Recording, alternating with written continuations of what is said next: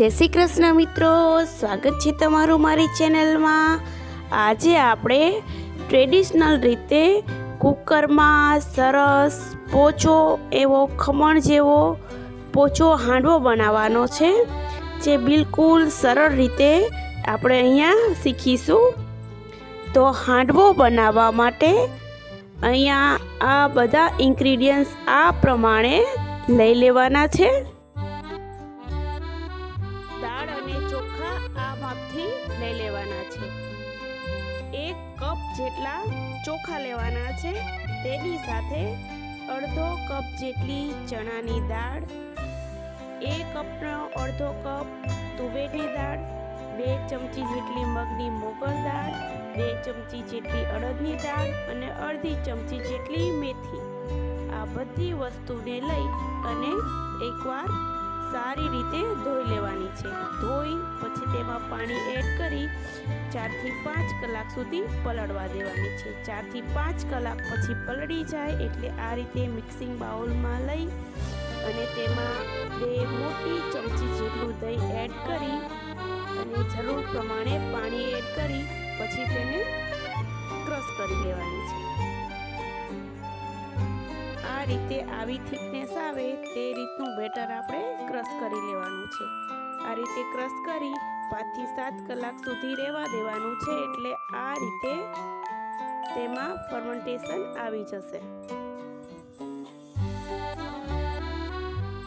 હવે એને આપણે હલાવી લેશું અને જોઈ લેશું કે હાંડવો બનાવવા માટે બેટર પરફેક્ટ છે કે નહીં। હજી પણ હાંડવો બનાવવા માટે થોડું બેટર જાડું છે, તો આને થોડું પાણી નાખી અને પાતળું કરી લેવાનું છે। આ રીતે પાતળું કરી લેવાનું છે બેટર, બહુ પતલું પણ નહીં અને જાડું પણ નહીં, એવું મીડિયમ સાઇઝનું કરી લેવાનું છે। હવે એમાં આપણે મસાલા કરી લેશું। 1 ચમચી જેટલું મીઠું, 1 ચમચી જેટલું લાલ મરચું પાવડર, 1 ચમચી જેટલો ધાણા જીરું પાવડર, અડધી ચમચી જેટલી હળદર, આદુ મરચાં અને લસણની પેસ્ટ। જો તમે લસણ ના ખાતા હોય તો ફક્ત આદુ મરચાંની પેસ્ટ એડ કરજો અને 2 મોટી ચમચી જેટલા તલ એડ કરી દેવાના છે, 2 મોટી ચમચી જેટલી ખાંડ અને અહીંયા મેં 1 બાઉલ જેટલી દૂધી છીણીને લઈ લીધી છે, તે દૂધથી એડ કરીશું। અડધું કેપ્સિકમ, જો કેપ્સિકમ તમારે ના નાખવું હોય તો તમે સ્કીપ કરી શકો છો। હવે આ બધી વસ્તુને સારી રીતે મિક્સ કરી લેવાની છે અને આનો વઘાર કરતા પહેલા આપણે હાંડવાના કુકરને પ્રીહીટ કરવા માટે મૂકી દઈશું આ રીતે તેલ લગાવીને।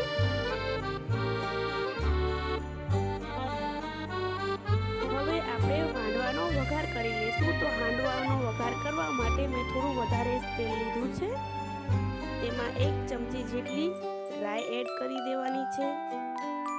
રાઈ સરસ ફૂટી જાય એટલે 1 ચમચી જેટલું આખું જીરું એડ કરી દેવાનું છે। હવે 1 મોટી ચમચી જેટલા તલ એડ કરીશું। તલ ફૂટે એટલે થોડી વાર ઢાંકી દઈશું અને મીઠા લીમડાના પાન એડ કરીશું, 2 લાલ સૂકા મરચાં, 1 નાની ચમચી જેટલી હિંગ અને થોડી એવી હળદર એડ કરી દેવાની છે।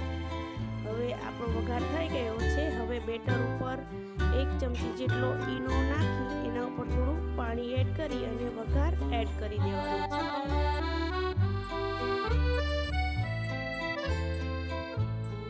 આ રીતે વઘાર એડ કરી અને બેટરમાં સારી રીતે મિક્સ કરી લેવાનો છે। ઘણા ઉપરથી વઘાર કરતા હોય છે, પણ આ રીતે અંદરથી જે વઘાર કરીએ એ વઘાર સરસ લાગે છે। હવે એને હાંડવાના કુકરમાં નાખી દેવાનું છે કૂક થવા માટે। આ રીતે વ્યવસ્થિત હાંડવાના કુકરમાં નાખી લેવાનું છે અને આ રીતે સરસ વ્યવસ્થિત પથરાઈ જાય પછી એના ઉપર થોડા તલ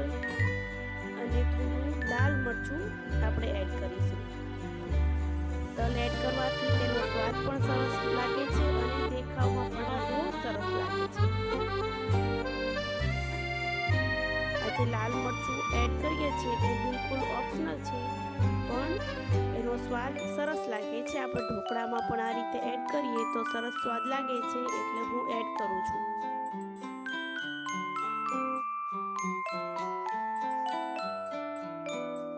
હવે હાંડવાને ઢાંકીને 45 મિનિટ સુધી આપણે કૂક થવા દઈશું. 5 મિનિટ ફૂલ તાપે અને 35 મિનિટ ધીમા તાપે.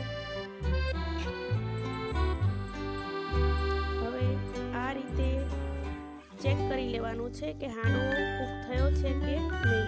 તો આપણો હાંડવો છરી જોડે ચોટતો નથી, એટલે સરસ કૂક થઈ ગયો છે. હવે થોડી વાર એને સિજાવા દેશું. હવે આપણો હાંડવો સિજાઈ ગયો છે. હવે તેને સર્વિંગ પ્લેટમાં સર્વ કરી લેશું. તો જો કેવો સરસ પોચો હાંડવો બનીને તૈયાર થઈ ગયો છે. તમે પણ આ રીતે હાંડવો બનાવજો તો સરસ પોચો અને સ્વાદિષ્ટ બનશે. જો એકદમ સરસ પોચો હાંડવો બનીને તૈયાર થઈ ગયો છે. જો તમને મારી રેસીપીઓ પસંદ આવતી હોય તો તમે પ્લીઝ મારી ચેનલને સબસ્ક્રાઈબ કરો, તમારા મિત્રોમાં શેર